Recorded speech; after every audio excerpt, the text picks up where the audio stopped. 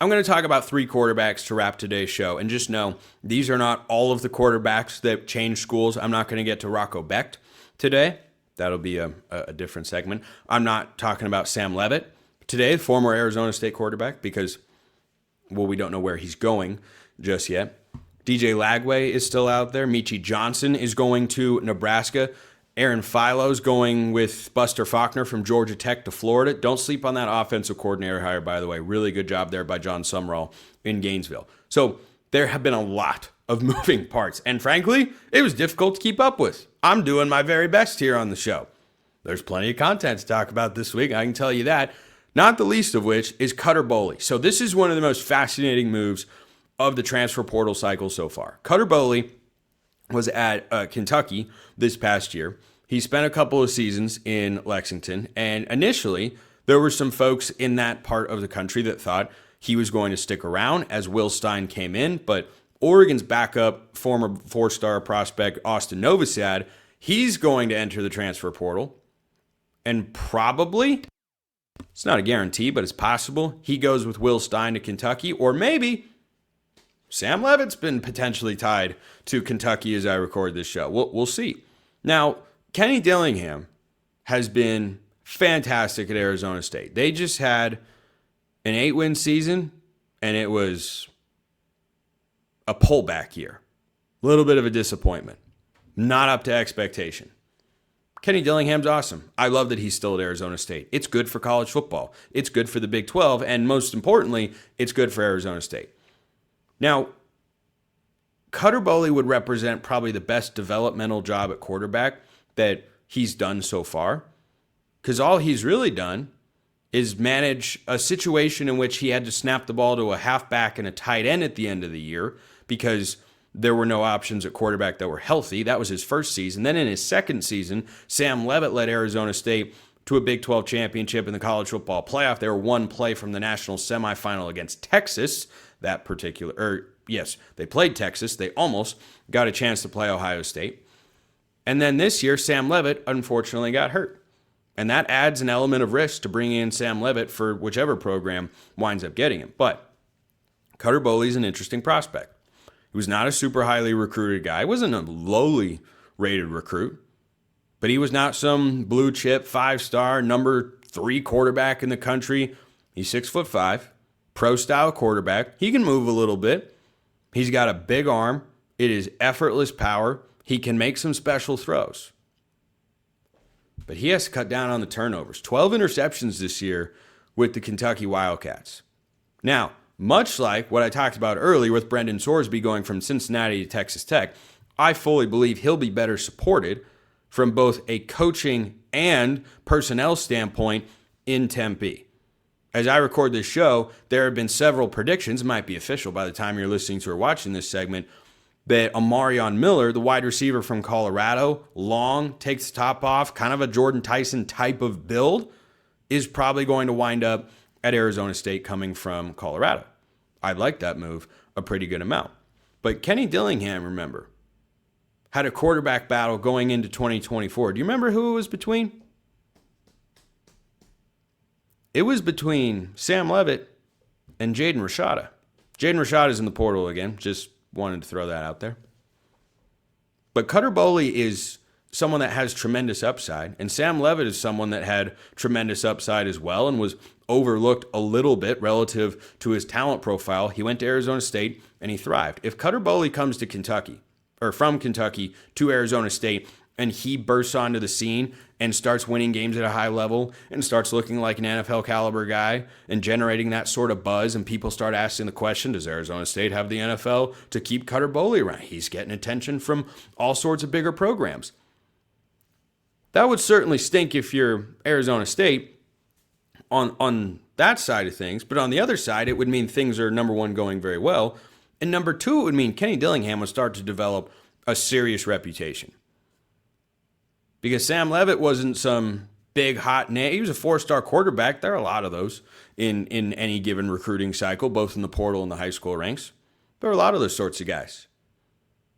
I mean, frankly, I was surprised when Sam Leavitt got the job. I thought it would be Jaden Rashada.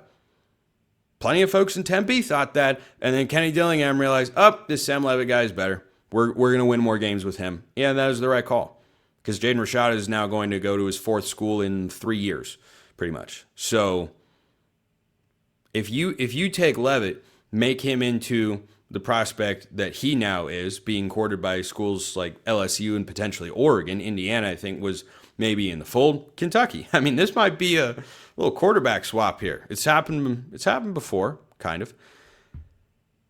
If Cutter Boley goes to Arizona State and succeeds, this is definitely a risky move. He's not a proven quarterback from a winning standpoint. But if you're able to win games with him, Arizona State will start to become a transfer destination for elite quarterback prospects in the portal in the coming years. Because they'll say, Sam Leavitt, Cutter Boley, yeah, they all work with Kenny Dillingham. So he's certainly taking a chance, and Boley's got interesting film. He can make really, really exciting throws. He's also made a lot of mistakes, which was actually the scouting report on him coming out of high school as well. So if Kenny Dillingham is able to clean that up and just make him 62%, 2,500 to 3,000 yards, 25 touchdowns, and 8 or fewer interceptions, Arizona State will be right back in the Big 12 championship mix. So that's one that might fly under the radar. I didn't want it to be off your radar whatsoever. But here are 2 other under the radar names. So let me start with Lincoln Keenholz. This is the most kind of shot in the dark, even more than Cutter Boley, because Lincoln Keenholz just hasn't played very much football. It's been he's thrown 1 touchdown in his career. He's been in Columbus for the last couple of seasons, trying to compete, fight his way up the depth chart. And I think Lincoln Keenholz transferring tells you, Aaron Nolan left that quarterback room as well. He's in the portal. He was at South Carolina, backing up Lenora Sellers, and we'll see where he winds up. But Keenholz is a guy who has got plenty of potential, was recruited to Washington once upon a time, wound up going to Ohio State. I think if Julian Sain had decided to go elsewhere or had other plans, then yeah, I think Lincoln Keenholz could have been the starting quarterback at Ohio State. He went to Louisville, who had their running back, by the way, Isaac Brown. He went in the portal, decided, nope, I'm going to come back. Not long after Keenholz got announced. That's a good backfield. Jeff Brom as a quarterback coach. Tyler Shuck looks like the best rookie quarterback in the NFL right now. And look, he was at Oregon, then he was at Texas Tech, but it was when he got to Louisville that his draft stock really started to elevate. And Lincoln Keenholz is very raw. This is a smart decision by the young man. Very, very smart. It was not perfect with Miller Moss this past season. By the way, Louisville was an 8-win team and beat Miami, who's 1 win away from going to the national championship. If you're a quarterback that is looking to find a home that is going to develop you immediately, we'll see what kind of weapons. You got a good running back in there, because Isaac Brown was going to be one of the top backs in the portal. Louisville gets him. What can you get out of Lincoln Keenholz? We're going to find out, because Jeff Brom is as good of a quarterback, coach, and developer as there is in all of college football. So I really like that pairing. I think that is a smart landing spot for Lincoln Keenholz. The other name that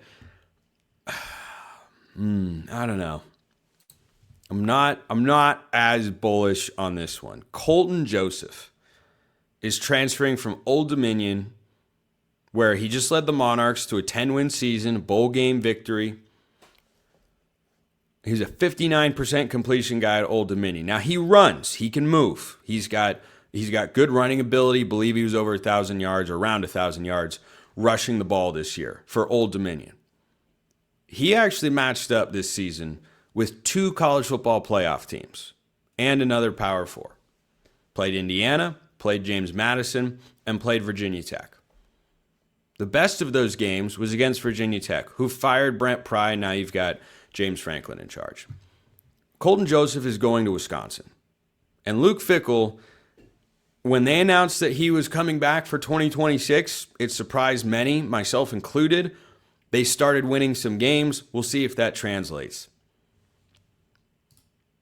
Maybe I just think too highly of Wisconsin. With all the guys in the portal, I thought they'd be able to find somebody better than this. And look, there's some potential. There's some nice traits there. Is Wisconsin suddenly going to start running their quarterback a bunch? I mean, maybe. That's kind of what Luke Fickell did with Desmond Ridder when they went to the college football playoff as an undefeated team at Cincinnati.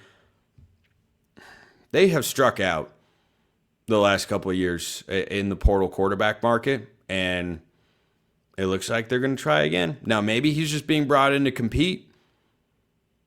Maybe they've got some other guys. I don't know. Maybe I'll have to talk to Ryan Herrings of Locked On Badgers. But that move didn't make a lot of news.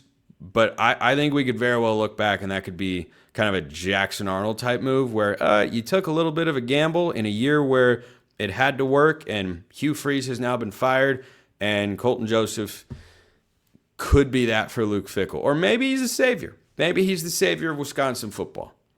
We'll just have to wait and see. But of all the quarterback moves, that's one where I went, maybe. That could be all right. The last time I haven't felt that since the last transfer quarterback Wisconsin brought in. So, take that for what it's worth. Appreciate everyone listening. I'll see you next time. Until then, hope you all have a wonderful rest of your day.